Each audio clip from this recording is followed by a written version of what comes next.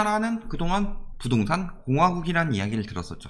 주식도 올랐는데 부동산 자산이 훨씬 높다. 그거는 부동산 시장에 거품이 그만큼 많이 꼈다는 거죠. 쉽게 생각해 봅시다.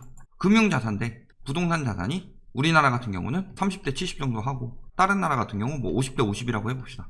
여기 경제 규모가 똑같이 100이고 우리나라도 똑같이 경제 규모가 100이라고 놓고 비교를 해봤을 때 부동산 거품도가 얼마나 높은 거예요? 여기는 부동산 자산이 2배 이상이니까 여기는 부동산 자산이 똑같이 100으로 적정평가를 받고 있다면 우리나라는 200 이상의 높은 부동산 자산 거품이 끼어있다. 이런 이야기죠.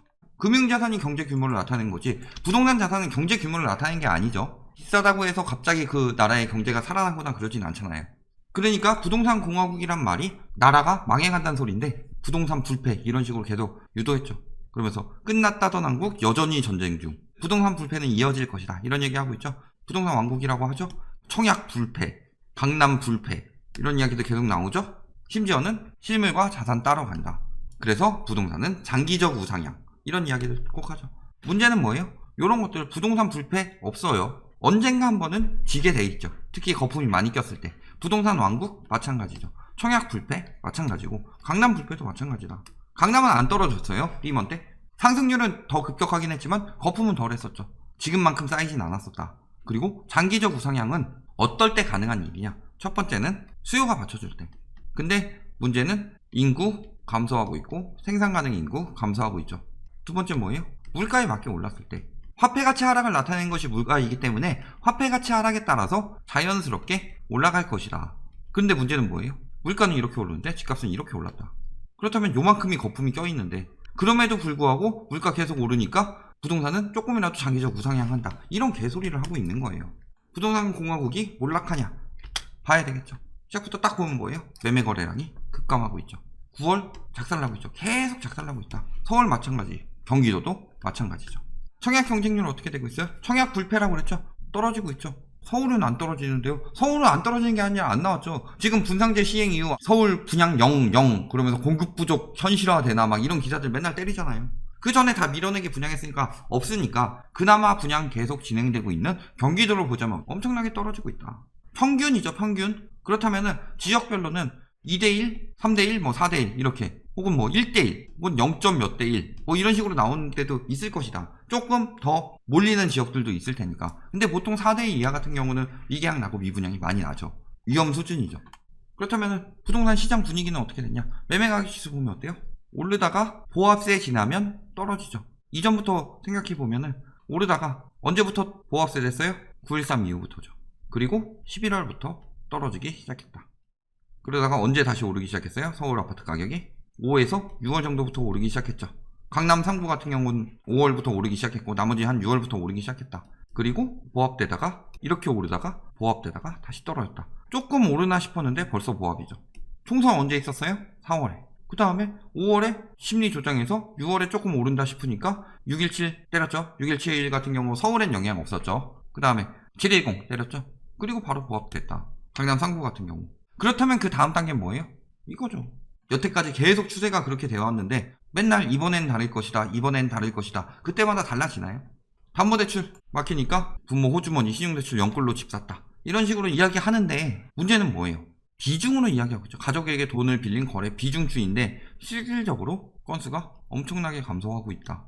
비중으로 자꾸 보여주면 안 되죠. 신용대출 받은 것도 역시 6월 이후 비중만 가지고 자꾸 물고 늘어지는데 건수가 떨어지고 있죠. 여긴 비중도 같이 떨어지고 있고 연끌이 많을 것이다, 늘어나고 있다 이런 식으로 자꾸 비중 가지고 조장하는데 핵심은 뭐예요?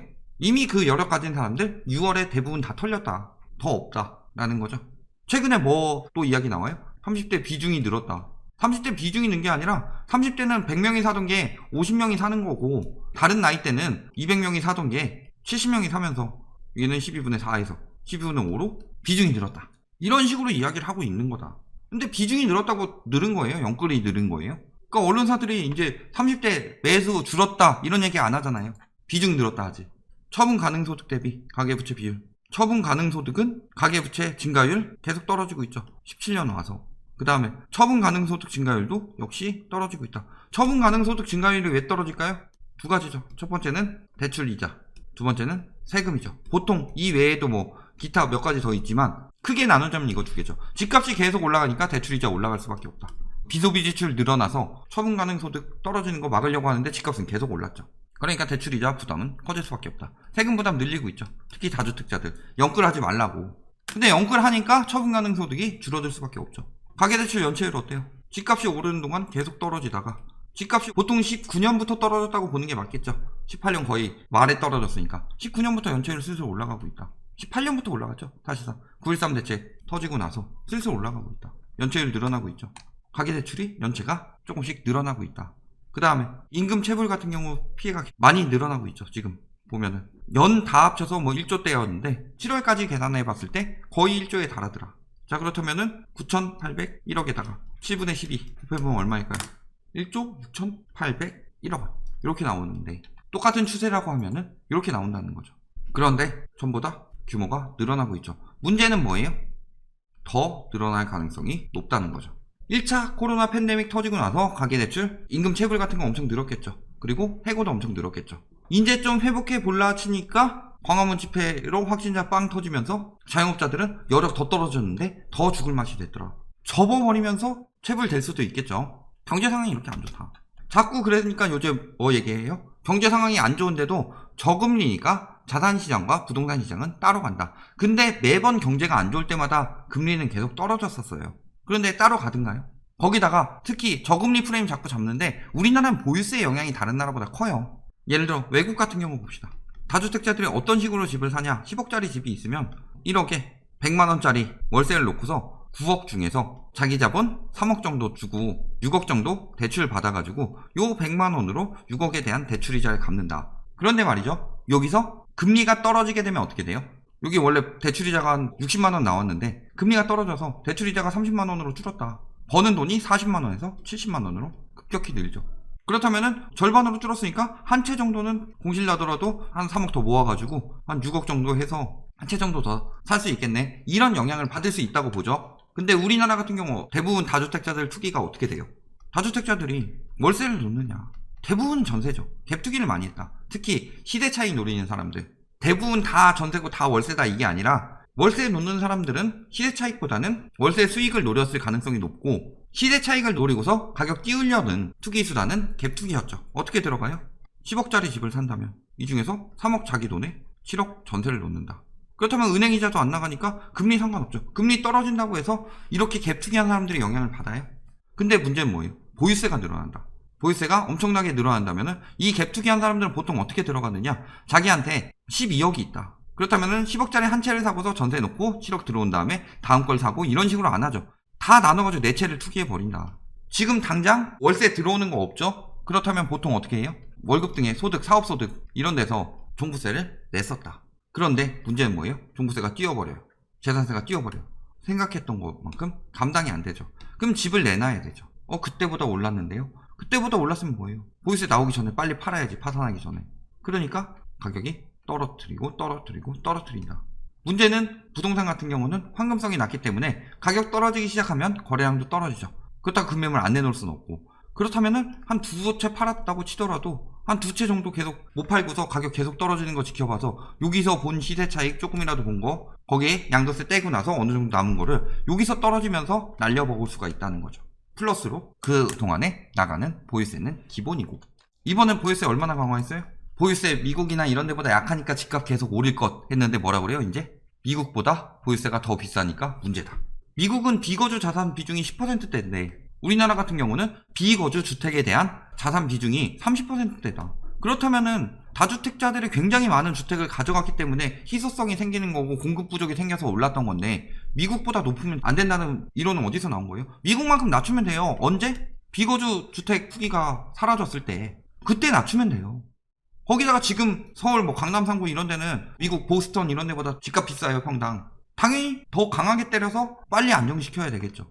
그 다음에 또 무슨 프레임 잡아요? 공급 부족 프레임 잡죠. 공급 부족하니까 가격 오를 것이다. 그러니까 127만원 주택 보고 파잖아요. 그러니까 뭐라 그래요 이제? 요거는 5년 후에나 나오는 거다. 5년 후에나 영향 주니까 재건축, 재개발 풀어라. 근데 말이 돼요 이게? 재개발 같은 경우는 수십 년 걸리는데 내가 돈 벌려고 샀다가 결국에는 자식들만 돈 버는 사업이 될 경우가 많아요. 재개발 추진이 너무 늦어져서. 재건축 풀라는 얘기인데 재건축도 4, 5년 걸리죠. 근데 문제는 뭐예요? 얘는 멸실을 만드니까 오히려 공급 부족을 가속화시키는데 왜 자꾸 재건축 풀라 그래요? 재건축 자꾸 뭐 완화된다 하면서 규제하면은 추진 안 할 거다 이런 식으로 이야기하는데 얘네는 다 추진하고 싶어 해요. 규제 전에 사두자 하면서 뭐 최고가 잇따라 얘기하는데 뭐라 그래요? 지금 불 붙는 상계 재건축 하면서 구축도 10억 돌파 이런 이야기 하죠. 제일 많이 오른 곳 어디예요? 양천구. 왜? 목동 재건축. 분상제 시행됐는데 목동 재건축 때문에 집값이 오른대요. C등급 받으니까 실망 매물 쏟아진다. 즉 분상제 적용되더라도 상관없이 재건축은 계속 추진한다. 하고 싶어서 안달이 나 있다. 그렇다면 정부에서 안전진단 강화나 여러가지 규제를 통해서 멸실이 쏟아지지 않게 조절한다면 공급 부족은 절대 없을 거라는 거죠. 근데 뭐 추진 안 한다고 자꾸 이렇게 우겨요. 그 뒤에 장기적으로 봤을 때 어때요? 인구 굉장히 중요하다. 특히 생산 연령 인구가 집값에 직접적인 영향을 준다. 고령화가 심해지면 장기적인 영향을 주죠. 근데 우리나라 인구 전망은 어때요? 일본이랑 비교해봤을 때 뭐 일본 엄청나게 떨어지는 것처럼 보이지만 우리나라도 못지않다. 오히려 고령화 속도와 인구 감소 속도, 생산 연령 인구 감소 속도는 우리나라가 훨씬 더 빠르다. 우리나라 같은 경우는 지금 출산율 역대 최저죠. 근데 일본 같은 경우는 그래도 1은 넘어요. 거기다 이번에 코로나로 인해 가지고 오히려 임신 많이 늘어났다고 하죠. 우리나라가 훨씬 더 인구 감소가 빠르다. 근데 일본식 침체는 없다 라고 무조건 우기죠. 독일 같은 데는 그 뒤에도 올랐는데요. 독일은 이민 정책이 활성화돼 있으니까 외국인들이 와서 수요를 맞췄던 거고 우리나라가 그게 돼요? 결론 오를 이유 저금리 말도 안 되죠. 저금리 영향 받아서 영끌한 사람들 다 했다. 실거주들 이제 더 이상 살 수가 없다. 아무리 저금리더라도. 왜냐면 집값이 너무 올랐기 때문에 받을 만큼 받았다는 거죠. 그 다음에 두 번째 공급 부족. 이 뭔 개소리야! 공급 부족 절대 없다. 공급 부족은 뭘로 해결하면 돼요? 다주택 매물로 해결하면 된다. 규제 강화. 그 다음에 경제 위기 이어지고 있고 이미 여력은 감소해서 통화량은 더 안 돈다. 지금 유동성 시장이라고 말할 때가 아니에요. 유동성 감소 중이에요. M2 통화량 늘었다고요? 현금 확보 누가 다 하고 있는데. 항상 규제 강화와 경제 위기 동시에 물려와서 장기적으로 무너진 시기 언제였다? 리먼 때. 근데 문제는 규제 리먼 때보다 더 세다. 경제 위기 리먼 때보다 더 위험하다.